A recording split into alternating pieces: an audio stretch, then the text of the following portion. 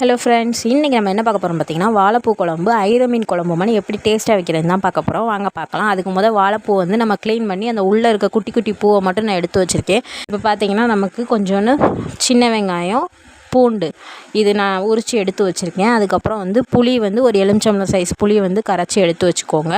அதுக்கப்புறம் இதோட தேங்காய் தேவையான அளவு எடுத்துக்கோங்க. அப்புறம் ஜீரகம் 10 பட்டை வத்தல் எடுத்து வச்சுருக்கேன். இப்போ வந்து நம்ம ஒரு சட்டியில் எண்ணெயை ஊற்றி எண்ணெய் காஞ்சது இதோட ஜீரகத்தை சேர்த்துடலாம். ஜீரகத்தை சேர்த்த உடனே நமக்கு ஜீரகம் பொரிஞ்சதுக்கப்புறம் வெங்காயமும் நறுக்கி வச்சுருந்த பூண்டையும் எடுத்து ஒன்றா போட்டு வதக்கி விட்டுக்கலாம். அதுக்கு தேவையான அளவு உப்பு சேர்த்துக்கோங்க வெங்காயம் வதங்கிறதுக்கு.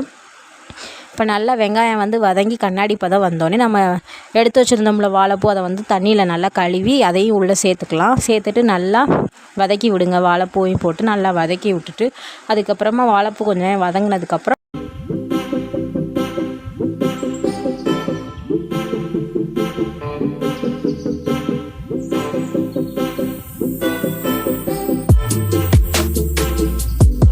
நம்ம கரைச்சி வச்சுருந்த புளியை வந்து எடுத்து ஊற்றிக்கலாம். அந்த புளி தண்ணி வந்து கொதிக்கட்டும். அந்த கேப்பில் போய் நம்ம வந்து தேங்காய், ஜீரகம், பட்டை வத்தல் இதெல்லாம் அரைச்சி பேஸ்ட் மாதிரி ஆக்கிக்கலாம். இப்போ இந்த புளி தண்ணி கொதிச்சோடனே இந்த பேஸ்ட்டை தூக்கி அதோடு சேர்த்துருங்க. சேர்த்துட்டு நல்லா கிளறி விட்டுட்டு உங்களுக்கு தேவைன்னா உப்பு சேர்த்துக்கோங்க.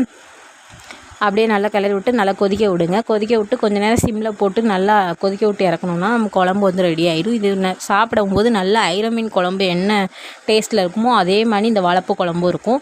நீங்கள் இந்த ரெசிபியை ட்ரை பண்ணி பாருங்கள். உங்களுக்கு இந்த வீடியோ பிடிச்சிருந்துச்சா நம்ம சேனல் லைக் பண்ணுங்கள், ஷேர் பண்ணுங்கள், சப்ஸ்கிரைப் பண்ணுங்கள். தேங்க்யூ ஃபார் வாட்சிங்.